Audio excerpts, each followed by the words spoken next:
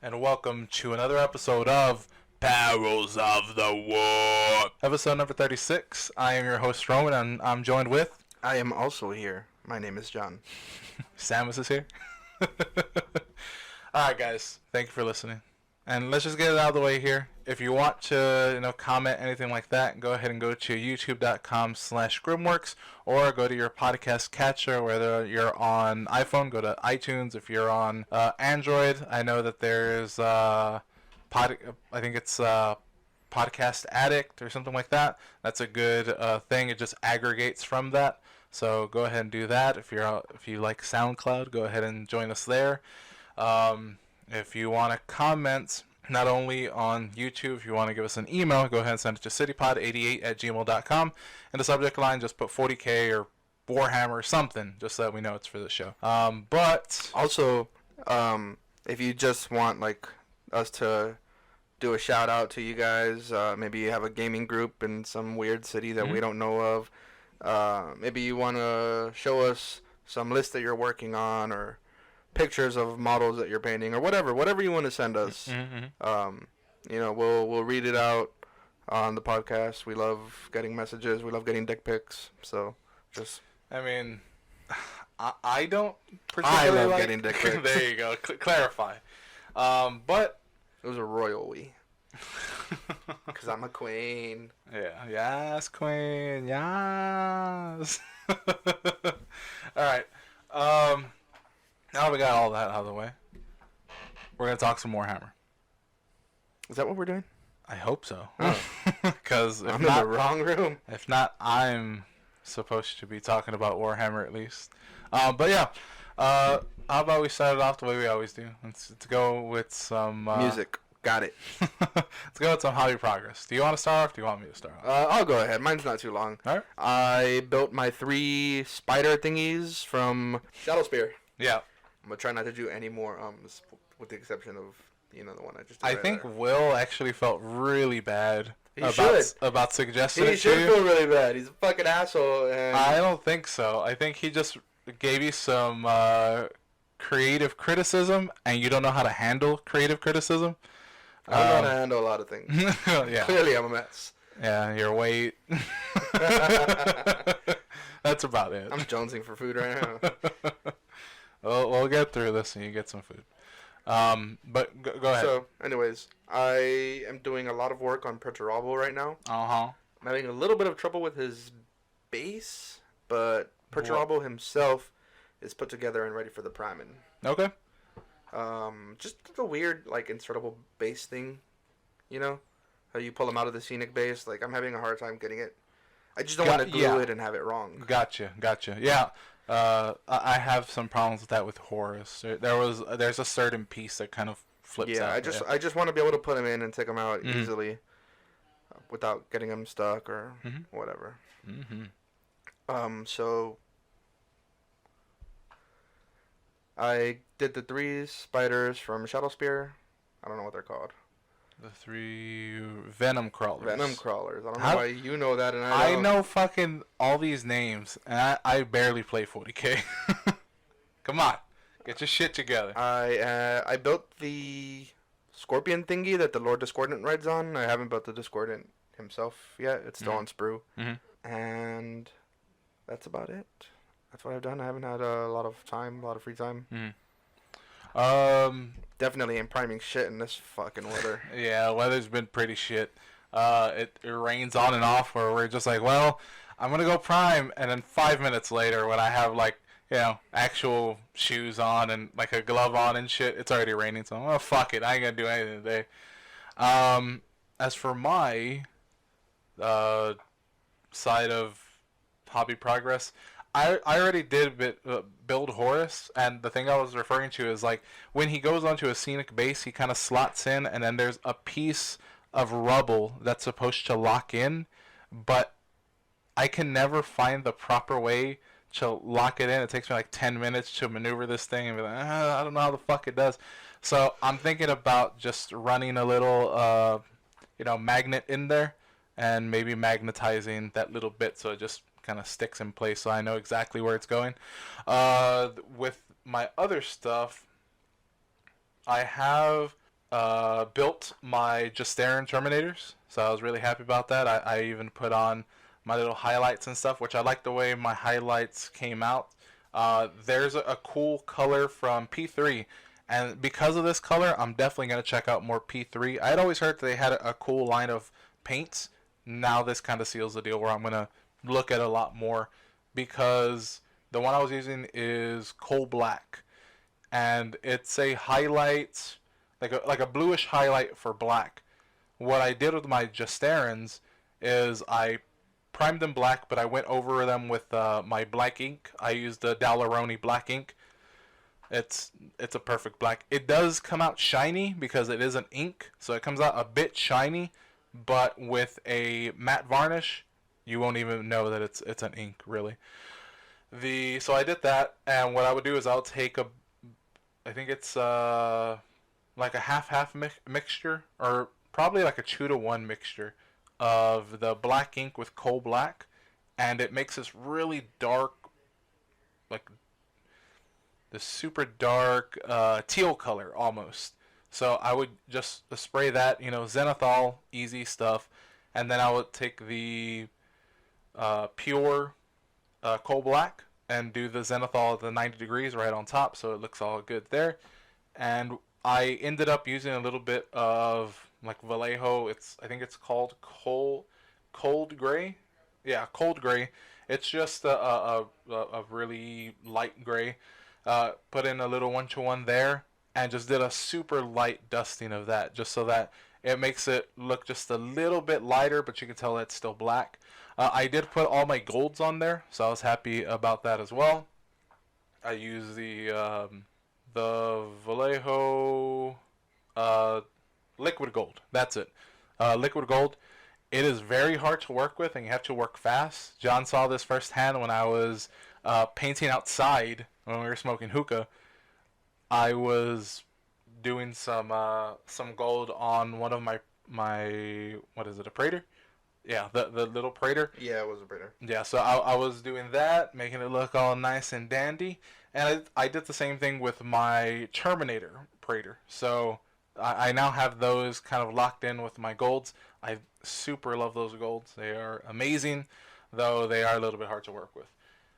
But other than that, I haven't built too much other stuff. I've been mainly painting to get ready for the 30K can food drive. I at least want to have kind of base colors on there with some simple highlights. It doesn't have to be super ready, just looks presentable to tabletop. That's something that I'm aiming for, tabletop with all these kind of things. And I still have a couple of things to do. I need to finish off the Justair. I need to finish off my what are they called? The Catapracti Terminators. I have a couple like arms that I have to finish off. Other than that, oh, I have also painted my Sicaran. I haven't shown many pictures of it because I kind of want it to be a surprise on the table. I think it looks pretty good. I think John saw some pictures of my Sicaran. I did. And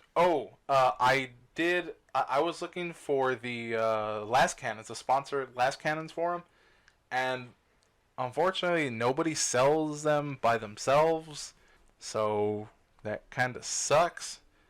But what doesn't suck is that I had asked on the Red Star page if anybody does some 3D printing, because I found some pretty good replacements. They're not 1-to-1. Of course, it's not going to be 1-to-1 with the actual Forge World, last cannons sponsons, but it's pretty damn close. And I got them printed up by Nolan. It's Nolan Creates on Facebook.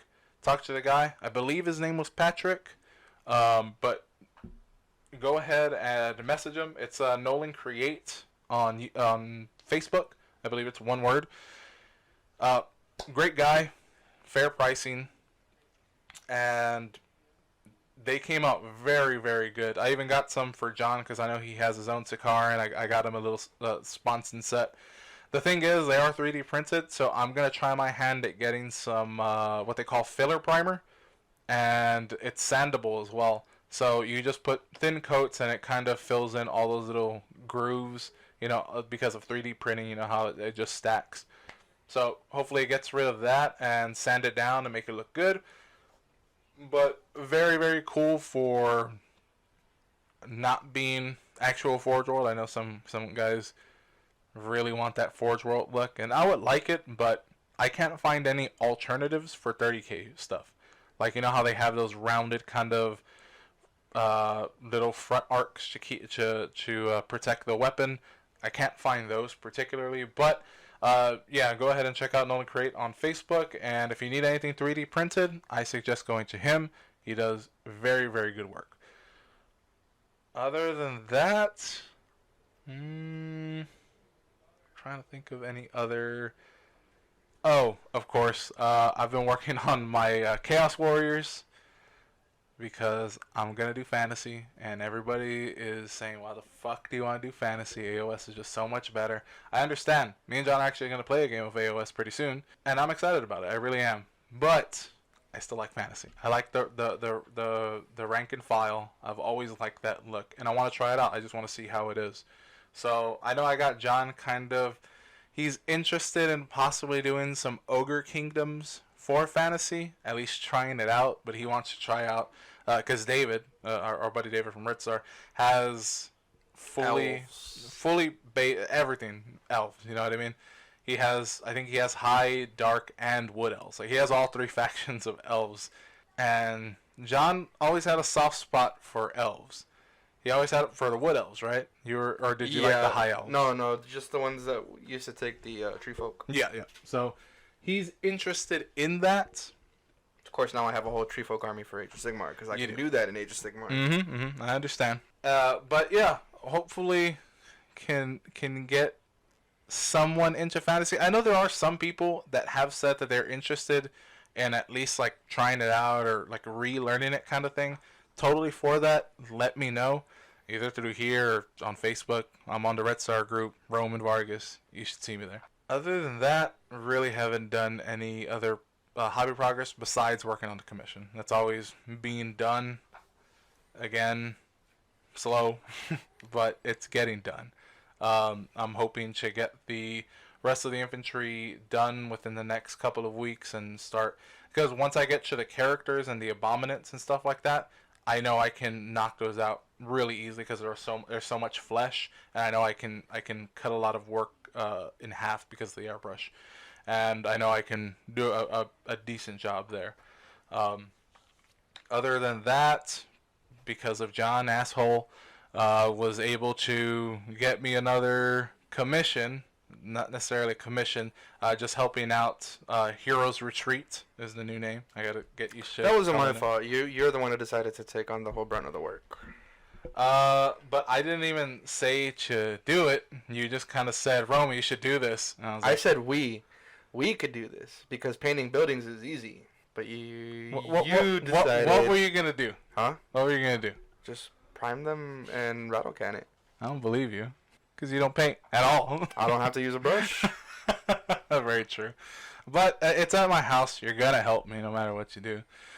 So me and John are going to do what I do want to do, how big is the board? How big is a standard? A standard Zone Mortalis board? Yeah. Like with those, it's a 4x4. Okay. Yeah. What I do want to do is do my kill team board idea. Get a 4x4 piece of plywood and actually make an immersive board for it so we're not just on a regular tabletopper. Because we don't have the bottom of the Zone Mortalis board, which usually comes connected to the buildings. All we have is the building itself. Yeah. All it is just the little walls and things, and they have the doors already painted up by, I think X had painted them. So yeah, I'm pretty sure he painted those. So if anything, I'm just gonna do what he did just so I can match it. So hopefully that'll get done sooner rather than later, but as always, I'm just kind of plugging away at different things. I think after this commission with the Gene Stealers, I am going to take a break, and just, if I'm going to work on anything, it's for myself, just because I don't want to burn myself out on commissions and having to do that. But if, the right project comes along where I'm like, have you ever heard from the guy about the vehicles? No, not as of yet. Again, not a big deal with the vehicles because I can knock out vehicles fairly simply. I'm just really concerned about the infantry and getting all those painted. They don't have to be amazingly painted. They just have to be tabletop, which even for tabletop, I think I do a good job. I don't want to, say that I'm a shitty painter because I don't think anybody wants to hear that. That's getting their army painted by me. So I think I'm doing a decent job. I know that I did show him a test model. He really liked the color scheme that I came up with. And honestly, when you see that many, I think it looks really, really cool. So all I'm doing is just trying to get all their colors on there, all their base colors and stuff like that, and then I'm gonna wash them. And the washing is gonna take the least amount of time, but the most amount of time because they have to dry properly. So I'm gonna have to leave that alone. Other than that, that is all for hobby progress. Let's go on to games played. From the last time we recorded, I don't think we've played a game. I'm trying to remember if I've played a game. I don't think so. Because we're supposed to do our Heresy game day, and there wasn't anybody that showed up. So we're kind of trying to figure out how we can get a lot more people involved. I know it's hard for people to just get out on a random Friday and things like that. But what I did notice is that at Heroes Retreat that day, there wasn't many people at all. Even when they started their ITC kind of 1,000-point tournament, there wasn't many people there. And I'm wondering why. I don't know if there was like an event going on or was there a tournament? I don't know. Was it because I know that they were saying that there's going to be there's a tournament in El Paso coming up, but I don't know if it was that last week or if it's later this month. But either way, I haven't played any games. Have you played anything, John? I have not. Awesome games played. Yeah, but no, like I was saying before, that me and John felt AOS was being neglected, and I figure I have to play a game of AOS because I still like AOS. I want to play more. Just 30K kind of just fed that itch for a long time. So tomorrow it's going to be a kind of whole day thing where we're going to play some Heresy and we're going to play some AOS. Smaller point games just so we can get our feet wet again. I don't know what you're taking. I'm taking my Stormcast just because I have to take my Stormcast. I was thinking about taking Seraphim, but I don't even have the book because I left it for Jay when he was going to play. I left it at Heroes Retreat a long time ago, so I haven't even studied it. So I'm going to take my Zangors. I'm going to take my Zangor army. Well, at least it'll be fully painted. Yes. At least I know it's fully painted. Yes, it is. Because you painted it. Because I painted it. It's going to be weird because I'm going to be like, oh, these things are going to kick my ass. So either way, I already made my list. I'm not going to change it. Let's see how it goes. I don't know. I have a game plan when it comes to my Stormcast and that list. How it's gonna go, no fucking clue. It's probably gonna go to shit real quick, but I don't really care. My army is really points heavy. Yeah. Oh yeah. Those dudes are. But I mean, they're points heavy for a reason. They're really good. Actually, somebody, I think it was I think his name on Twitter is AOS Dan or something like that. He came out with a tier list that was pretty damn interesting. He said the S tier, like, broken tier basically, was Skaven, Daughters of Cain. I can't remember the third one. But he was saying that Skaven and Daughters of Cain for sure are broken. Which I've heard Daughters of Cain were pretty fucking brutal. Like, they're super survivable. They have a lot of options, but mainly people take the what's that, blood, the Cauldron of Blood, it's that big thing.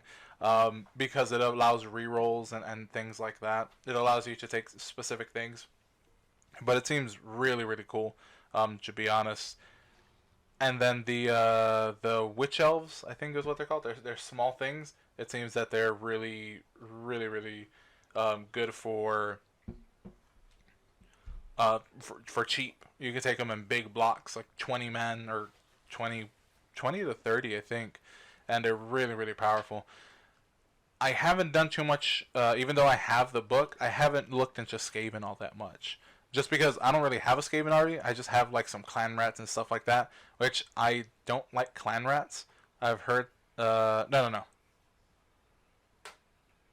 Yeah, clan rats. I think they said that are they plague rats? I can't even remember. But the Nurgle kind of aligned ones, that they're really good, and I think it's because they get some Nurgly kind of thing, which I don't really care. I don't give a fuck about Nurgle.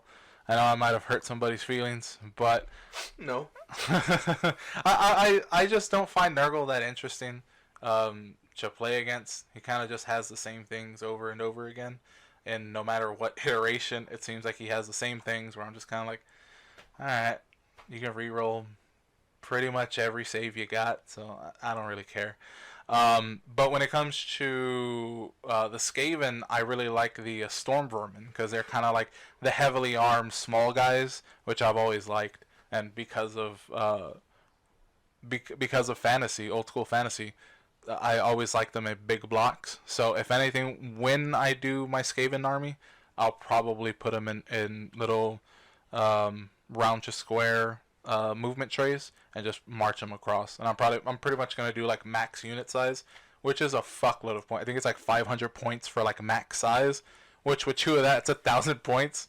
And I can just take like Bone Ripper Throncool and like some some Storm Fiends, and that's pretty much 2,000 points. And I'm like, all right, I'm happy with that. But I also like the Jezzails, which are I've always liked the like they're Giselles are like two rats, and they're holding up one big ass long rifle, and they're snipers. So I've always liked that, but I've heard I think they're Rattler or something. Rattler cannons. It's just pretty much like an auto cannon. It's 2d6 shots, and on doubles you take mortal wounds, but you get 2d6 shots every time. At like I think hitting on threes, wounding on like fours or something. Like something kind of bad, but you just get a massive amount of DACA. So that's why I've heard those guys are good. Not too sure about that. But enough about AOS. We're going to talk about the canned food drive because it is coming up. Me and John are pretty focused on that. And he wanted to talk about the 40k mission. And he wanted to explain what that was. Yes. Yes, I did. We're going to play 40k, guys. That's it. You son of a bitch.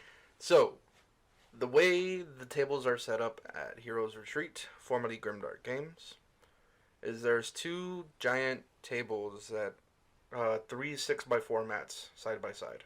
So what I'm gonna do is I'm gonna have 7 people per side. Since the two tables are next to each other, I forgot who suggested the idea. It might have been you, it might have been Mike, I'm not sure. But that the Imperium players should both be on the inside so that they're back to back with each other. That was me. All right. I'll take credit for that I one. actually really did like that idea. Yeah, the idea that I had given John was just like, well, instead of like make the physical space part of the narrative. So you have 2 tables, that are in rows next to each other running parallel. So I was saying like, why don't you have the Imperium all on like all the inside of the tables, so it feels like chaos is just like swarming in to get them, and they're just like, fuck it, last stand, let's go. So they're all just kind of moving out while chaos is moving in. They're gonna shed some blood. So I'm not good for many things, but narrative fucking storytelling, I'm there. So I'm gonna give both Imperium sides a relic that they have to protect. Obviously, Gilliman and Abaddon themselves are gonna be worth a bunch of points, but you're also gonna get bonus points if your Warlord, which is Abaddon for one side and Gilliman for the other, survives and your opponent dies. So there's gonna be a lot of ways to make up points, including taking down models with 10 or more wounds, taking down Titans, because it is, after all, a bloodbath. Yes. So at the start of the game, we're going to do so there's a game type where you roll a die against each unit, and on the 6, they take D3 wounds to show debris and meteors and stuff falling from space to the battlefield. So since this is going to be a Vigilus game, we're going to do that at the beginning of turn 1. Now, you can pay, each person can do this only one time. You can pay 3 command points to add 3 to whatever dice roll you roll to try to get it off on a 3-up instead of a 6-up. Mm-hmm. So you pick a unit that you think, oh man, I really want to do D3 mortal wounds to that unit. Yep. I'm going to pay 3 command points and make it auto go off on a 3-up instead of a 6-up. Mm-hmm. So on the start of turn 2, to signify Abaddon's ship, I forgot what it's called. Abaddon's ship? Yeah. The Vengeful Spirit? The Vengeful Spirit. To signify that being blown up the way it was in the Vigilus lore, we're gonna do that again. We're gonna actually play out the blowing up. And so it's 2,000 points per player, 7 people on each side, so 14 total chaos or whatever attackers, and 14 total defenders. Mm-hmm. The defenders are gonna be able to set up first, and the attackers are gonna go first. There's no ifs, ands, or buts about it. There's no, what do you call it? Seize the initiative. Yeah. The way I'm gonna mitigate that though is that on turn 1, the Imperial forces are gonna just skip morale. It's just there's no morale phase on turn 1 for the Imperial players. Yes. And that's all I got so far. I think it's going pretty good in my head. Yeah. It should be. One last thing. There is a 100% sniper ban against Abaddon and Gilliman. You hear that? No sniping Primarchs or Primarch equivalent. Yeah, because you look through your scope and you see them and their fucking radiance and golden light and fucking protection from the 4 god auras. It just shatters your brain, so don't look at them through a scope. All right, fair enough. So that's the 40K side. On the 30K side, which I will be helming, we're going to be doing kind of a spin. Now, you can find this on, if you have the first Forge World Black Book, it is Betrayal, I believe is what it's called. It is on page 157. You can go ahead and go there and look at it physically if you want, but we're taking the kind of a basic mission around it. We're gonna add more stuff, which I'm gonna keep quiet until the day of the event. But the main point of it is once they deploy, there is a seize. In 30K, there is a seize. The lore behind it, how can I whet people's appetite with the lore? This is planning that eventually comes into play during the betrayal. That's what I'm gonna say. This mission specifically plans out something later for the Istavan 3 betrayal there. So I'll just leave that there. And once we get the lore, set in, we'll make sure that we put it here and we'll read it out at the event. But the victory conditions, well, first of all, it's the players who deployed first also have first turn. There is the seize the initiative or steal the initiative. The game length is 6 turns, which I think we're going to bump down to 5 just because that's what the 40K side is going to be. And we're going to kind of run about the same clock. We're not really going to fuck with anything else. We're pretty much, everybody's going to be starting at the same time so that everybody has equal time and we keep track of it. Yeah, turn 1 is going to be 45 minutes long, which I think we're going to probably take up using that bombardment thing. Yes. The bombardment special rule. Mm-hmm. Turn 2 will also be 45 minutes long, which I think we're going to take up using the bombardment rule. Yes. There is a lunch break after turn 1. Yes. So 45 minutes for attackers, 45 minutes for defenders, then lunch break.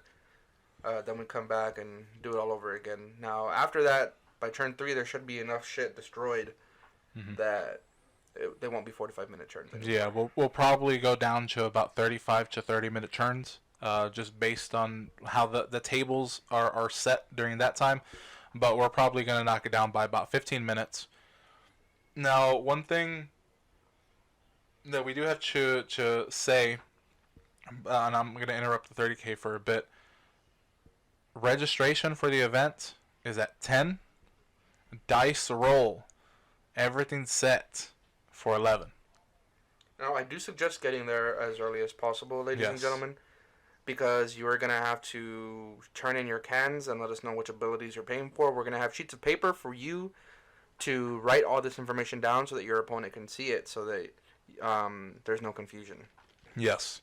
So the earlier the better, but just make sure 11 is when we start rolling dice. And continuing with 30K. So it's going to be 5 missions. Now, there's going to be points on things that you kill. So Lord of War, which there's going to be Lords of War, is going to be 5 victory points. Headquarters are going to be 3, so HQs. Your heavy supports are going to be 2. Your elites are going to be 2. Troops are 1. Fast attack 1. Fortifications are 2, though we're really kind of iffy on fortifications. We have to make sure about that. We might not allow them, and you might not want to take them for 2,000 points because turns out building a 2,000 point army for 30K can be a bit tough when you have Primarchs. So there is going to be Primarchs in this event. So that's why fortifications may not be the thing that you put some points into. But other than that, that's going to be your primary mission. And like I said, those are the victory points for each unit that are destroyed. There are going to be secondaries like Slay the Warlord, First Blood, and Linebreaker. But there also is going to be extra victory points if you can kill an independent character on the opposing side in close combat only. Has to be in close combat, and you get 1 extra victory point. All right, so keep that. Remember that. But there also, I believe we're going to use a mission special rule. We're not going to be using knife fighting or anything like that, but it is going to be martial temper. So martial temper is any unit making its first assault into combat during the game gains the Furious Charge special rule if they do not already possess it. Once a unit has benefited from this rule, it cannot do so again. So mark their entry into the army list to indicate this. So every unit that gets their first charge in gets Furious Charge. That's awesome. Furious Charge is it's +1 attack +1 or +1 no. Oh fuck. It's one of those. Anyways, we'll figure it out. We'll make sure that we get that. If you don't already know, again, still fairly new to 30K, so trying to remember all these things. But yeah, that's gonna be the 30K mission. And if there's any other questions that you have about this kind of thing, either message me or John about the 30K stuff. You want to message me about the 40K stuff, you'll definitely want to message John. But we've pretty much spelled out pretty much everything. I'm gonna go over the can abilities real quick. Mm-hmm. But before I do that, I have a joke for our listeners. Did you hear of the maintenance adept who mispronounced the rites of activation on a Land Raider? No. He was immolated and killed. Proper supplication of the machine spirit is no joking matter. Goddamn toasters. No fucking sense of humor. But that's that's it for the missions. John's going through his phone right now just to make sure that he can read those. So, for 40K, it's going to be 2,000 points, and it's going to be narrative build, which means you are not restricted by the rule of 3. You are not restricted by having to take detachments. Everybody gets 10 command points, no matter what you take. If you bring one single fucking Reaver Titan or Warhound Titan, whichever one takes 200 points, or 300 fucking Guardsmen, it doesn't matter. Everybody gets 10 command points. Now, there is a way around that. If you bring a 32 pack of bottled water, you get 3 extra command points, bringing you to a grand total of 13. That can only be done once. Gotcha. So, what that also means is you can summon your demons for free. You can poop out your Tyranids for free. You can hire assassins for free, which I'm pretty excited about. I'm not even going to be on the Imperium side. If y'all got assassins, just fucking pay your command points and flood the table with them. I've seen them in action. They're pretty good with their new rules. So no reinforcement points. Also, okay. so your psychic spell books are completely open, so you don't have to just spam smite if you don't want to. Any sorcerer can cast any spell that he knows, regardless of whether a sorcerer already cast it or a librarian, whatever. Gotcha. Just the way it works in open play. So these are the can abilities. For infantry and bike units only, for 4 cans, you can give a unit a 6-up invulnerable save, or a +1 save to a maximum of 5. So if you play Iron Hands, they already have a 6-up. So for 4 cans, you can turn that into a 5-up. Okay, question on that. Yes. Because I don't know if there's going to be any Ravenwing players. For Dark Angels, with their bikes, Ravenwing have a Jink rule. So when they advance, they automatically get a 4-up Jink. Will that improve based on that? No, because the rule specifically says +1 invulnerable save to a maximum of 5. To a maximum of 5. 5, Okay. yes. Now, there's the next one, which is also not going to work with you, I'm sorry. But the next one is 6 cans for a 5-up invulnerable save, or +1 to a maximum of 4. So if you already have a 5-up invulnerable save, you can go down to a 4 with 6 cans. Alright, boys. If you're Dark Angels players, don't worry about paying cans for your Ravenwing. Nope. But what you can do is get 4 cans for a 6+ Feel No Pain, or a +1 Feel No Pain to a maximum of 5. Or 6 cans for a 5-up Feel No Pain, or a +1 to a maximum of 4. For all you Nurgle players out there, what's up? Ugh. Oh, also, the way these work, you can only give one special ability to one unit, but you can buy as many special abilities for as many units as you have, and you can repeat them over and over again. So you can give an entire Plague Marine army that +1 to their Feel No Pains and just have 3-up, 4-ups. I'm so glad I'm not playing in 40k. Because I would get very, very angry about these Nurgle players. So 7 cans, you can run and shoot as though your guns were assault. That does not apply to heavy weapons. Okay. 7 cans, you can run and charge. For 6 cans, you can roll 3 dice and discard the lowest for a charge. For 8 cans, you can take a morale test on a D3 instead of a D6. For 7 cans, +1 ballistic skill. For 7 cans, +1 weapon skill. For 6 cans, +3 inches to your movement. Now this table only applies to vehicles. For 6 cans, you can get a weapon skill of 5-up, so no more hitting on 6s for Land Raiders. For 8 cans, you can get a weapon skill of 4-up. Okay. For 10 cans, you can move and shoot normally, which I think was what most people are going to take. Yeah. For 8 cans, you gain cover at 25% instead of 50%. Nice. For 8 cans, +1 ballistic skill.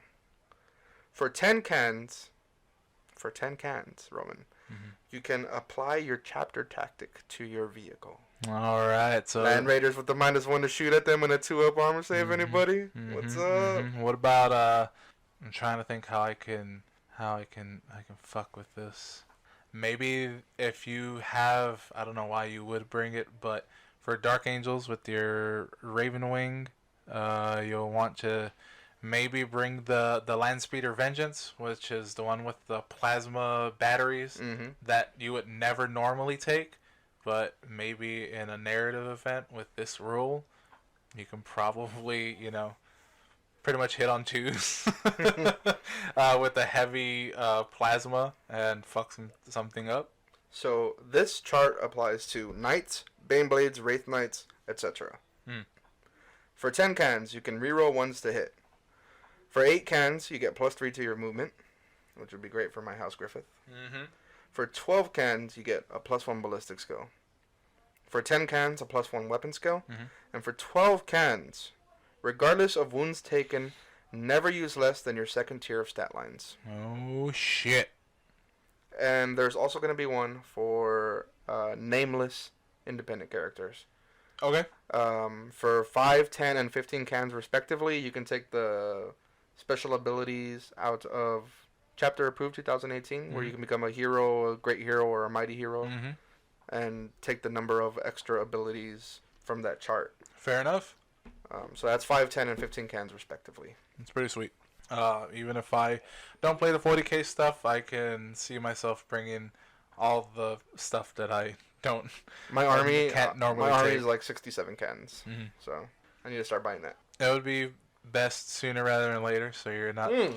Speaking of number of cans, ladies and gentlemen, Mike Blanton has thrown the gauntlet and dropped the mic. And he has challenged the other games, that's 30K, 40K, and kill teams, that Age of Sigmar will bring more cans than any other game type. I've heard some of his rules Yeah. for his stuff, and it seems pretty promising that he's going to do that. Yeah. And the only reason we're not talking about Age of Sigmar is because that's already filled up. And the people who already signed up with Mike Blanton, he already gave them the rules personally. Yes. But the one that is the most amusing, which is how he's planning on getting the most cans, yes. is that Age of Sigmar, you don't always go first just because you went first on first turn. Sometimes you can go second on turn 1 and first on turn 2 and get back-to-back turns. So what he's doing is he's making people bid cans to try to get turn 1 on round 2. Well, and so on and so on. Yeah, trying to get initiative during the different battle rounds by bidding cans. And honestly, that's a great idea. Yes, it is. That we cannot replicate because there's no real mechanic that does that in any of the other games. So, 30K. We're a small group just like AOS, but we got to do something. So in order to drive this home, to hit the nail on the head with a hammer, I have just today purchased a prize that goes to the entire game type. So it doesn't matter if it's 20 whatever with 40K or 12 with Sigmar or whatever. Yeah. I made sure I bought enough for everybody. My credit cards looking like shit right now.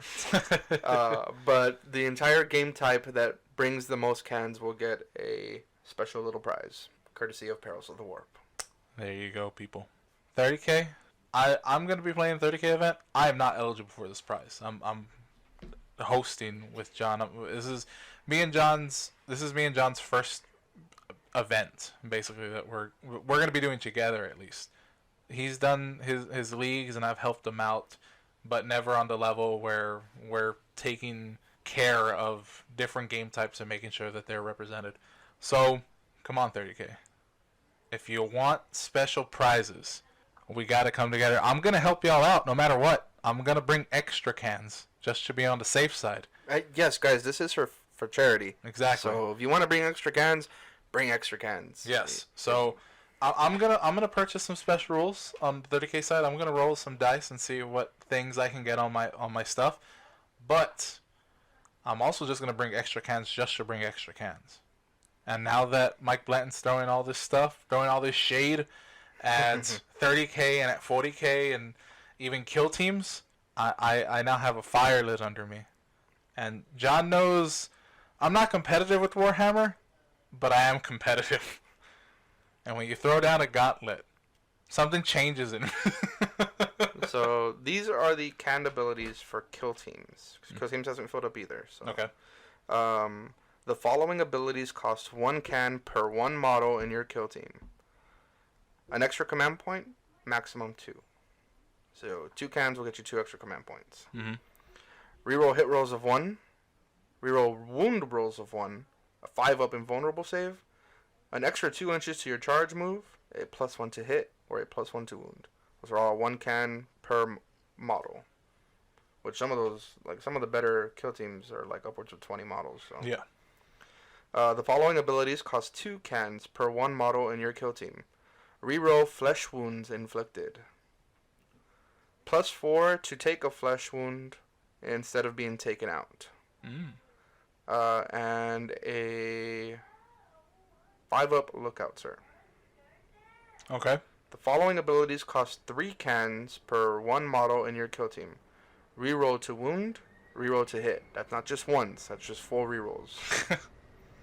Alright. The following abilities cost 5 cans per 1 model in your kill team. Now, both of these have a maximum of 2, so you can't do this to 20 fucking models, you fucking cheaters. You can get a maximum of 2, deny the witches, so you can have that extra stopping power. Gotcha. Or a maximum of 2 psi bolts to have that extra punching power. Those are 5 cans per. Okay. most people are probably going to take those right off the back. Yeah. So that's 5, 10, 15, 20 cans per player plus whatever else they add. Mm-hmm. So they they're in the running for this most cans Yes. for the game. There is also a caveat. In addition, if you decide that you want to play custodies, you cannot take any special abilities except for the 5 can abilities, and you are required to bring 10 cans in addition to any cans brought for purchasing abilities. That was instigated by Cesar Alzaga, who is running kill teams. Apparently, custodies are just fucking assholes in kill teams and don't die. Ever. I think they're kind of assholes, and no matter what game system you kind of run, they're very hard to take off the board. I mean, 2-up saves in kill teams, after they lose their last wound, they finally get to start taking flesh wounds. So basically, they're 6 to 8 wound models, depending on which custody you bring. Yeah.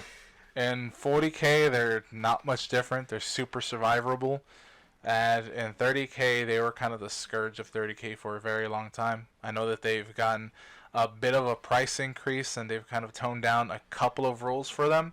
But they are still a very, very good army that can be annoying, especially to newer players. Cesar did bring up, what if somebody doesn't want to lug 80 fucking cans through the mall? If there's going to be a red envelope brought by the food bank, one of their special donation envelopes. Yes. So we're going to count $1 as 1 can if you don't want to bring cans. If that's like a very big if you don't want. I would much prefer that you guys brought cans. Yes. Just because it looks cooler on the table. All those fucking cans. For sure. Either way, the food or the money is going to people in need. Yes. But the cans look cooler. So bring cans. Don't be lazy. Yeah. I'm going to have to make like 3 trips to my car. I'm 300 pounds, people, and asthmatic. It's not going to be fun, but I'm still going to do it. Oh, for sure. But I'm thinking about fucking not being stupid and maybe getting a dolly. Yeah. I've been wanting to. So the dollies aren't that much. I don't want to be the fat guy with the dolly, though. You fucking... Hey, man. You do... Work smarter, not harder. You know what I mean? Yeah. But... Is that all for kill teams, or is there just a little no, more? that's it for kill teams. I'm pretty sure y'all are going to play more than one game because it's kill teams. Yes. So I don't know how that's going to work out. And but that's how the logo will be taking care of you guys. Mm-hmm. He's a great guy. Yes. He's great at kill teams. Yes, and I was talking to him, and I kind of let him know that I'll give kill teams another shot if he can have a game and really teach me that. Which I'm glad.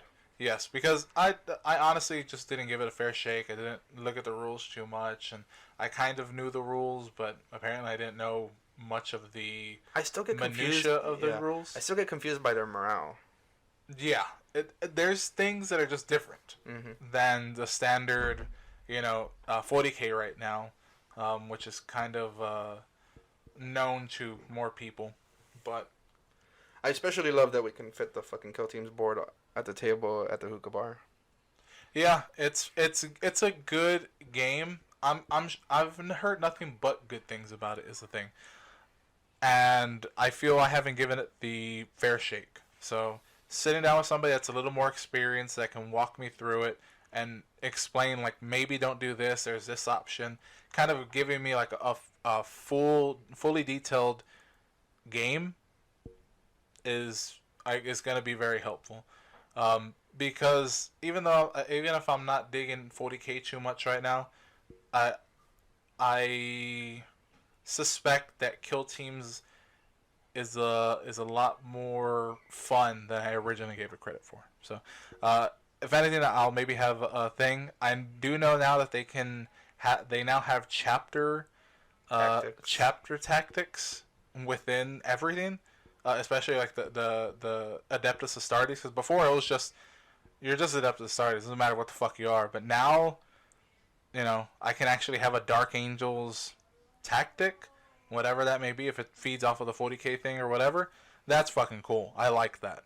That's something that I thought at the beginning of kill teams was kind of weird, just because there's different styles of play for these different chapters. And they're just kind of all lumped up as one thing. The thing that I'm wondering is, does your whole army have to be from that one chapter, or can you mix and match? Because when I was making my Astra Militarum kill team, Mm-hmm.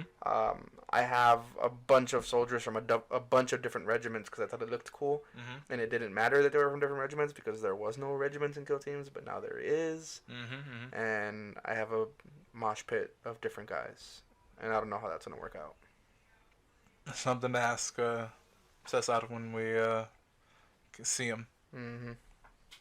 But we're gonna wrap up this show pretty soon. But there's one thing that me and John want to talk about. Herpes. Maybe two things that John wants to talk about. I can only talk about one because I don't have herpes, and you're getting your own glasses now. But That's your cup. You put your name on it. that's right. You ain't getting shit. That bottle right there, that's the only thing you drink out of. But yeah, me and John really want to get the 30K guys fired up again. Making sure that we get as many people as we can playing. So, what me and John are planning is we have a tentative month of August. We're planning this for August. It could change. We will keep you updated.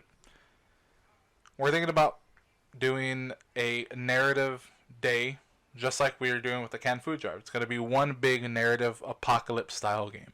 There's a twist to it. It's going to be a famous planet from the first Horus Heresy book, the Horus Rising.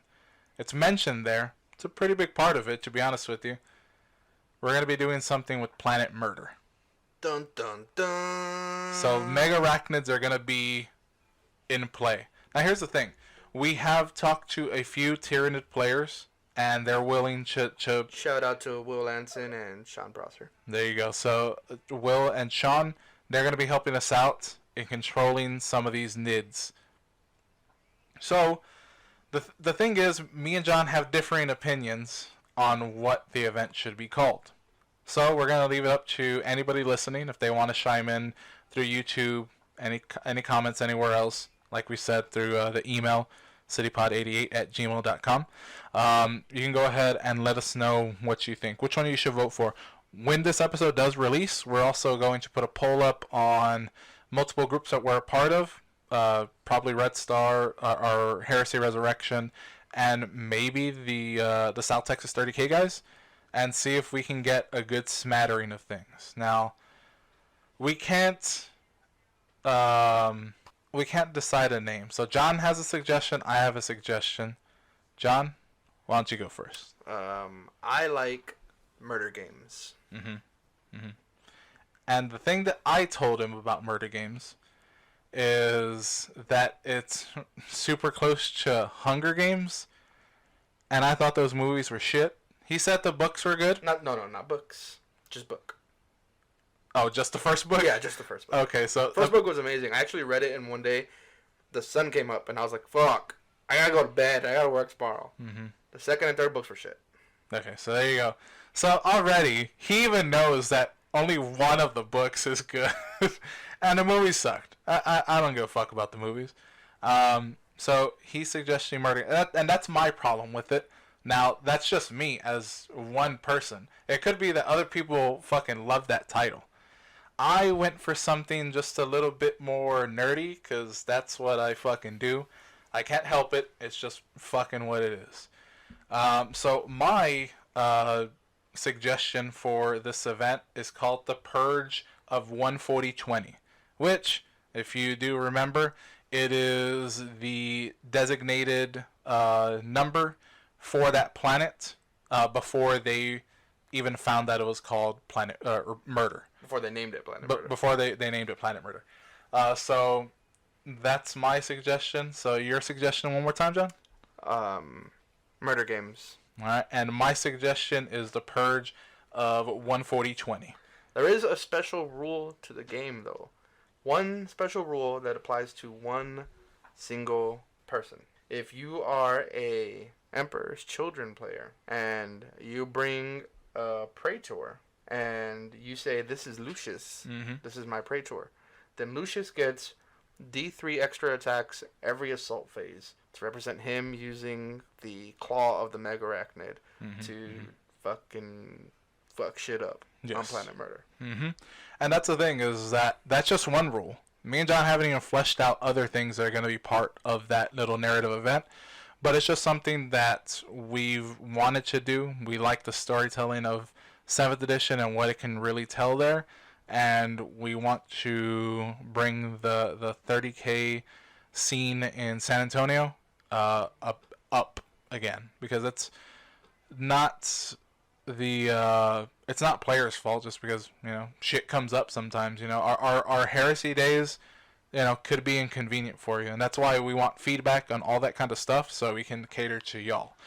But the heresy scene is on a low, so I want to bring it back up. That's what we started, Heresy Resurrection in San Antonio, and we want to make sure that it stays that way. We want to make sure that it comes alive once more, so that we can, and if this event goes good, and we get people there, we can start planning for other events, maybe throughout the year or next year, kind of things like that. Me and John already have one very, very, very big thing that we're planning on doing, but it is very far in the future, and we have to nail that down properly. But also for the Planet Murder game, since I figure it's not going to be too many of us, I am going to make a brisket for us so that we can eat there in store instead of having to go to the food court or leave the store completely. So if y'all want to make it like a potluck type thing, and maybe y'all want to bring some, I don't know, potato salad or macaroni or something, anything, I'm going to have a brisket. It's going to be a badass brisket. Mostly because I'm going to make Tony cook it. Tony, the certified chef in the group. yes. So I'm going to provide that just for anybody that's playing this game with us. And for anybody working at the shop. I'm not going to... of course. Yeah, but there is going to be a buy-in to this game. Just like I do this for everything that I run. The buy-in, 100% of the buy-in goes to prize support. So we were thinking a little bit higher for the buy-in. Yes. Because prize support for 30K would be $412. Yes. So let us know what you guys think. Let us know what you'd be willing to pay as a buy-in, which again goes to prize support for people that are playing. Yes. And building on John bringing in some food, I'll also bring in some side dishes. I mean, maybe if it's cool, I'll bring y'all some alcoholic beverages, if that's okay with the store, and kind of things like that. I'm not going to be mad if you bring your mom's potato salad. I'm just throwing that out there. We'll see. I mean, I can't eat the potato salad, so I don't care. You know what I mean? Well, it's August. You don't know what you can eat in August. Yeah, that's true. But I'm also, on top of that, I'm thinking about donating some more money to the murder event, whatever it may be called, in the future. I'm thinking about actually putting up some more money for the prize support and making sure that we make it as big as possible and keep the heresy scene alive. So, other than that, is there anything else that we need to cover? I think that's it. Alright, so, thank you for listening, and See you in the warp. that's pretty much it. Just thanks for listening. See you later, Space Cowboy. I hate you. Bye.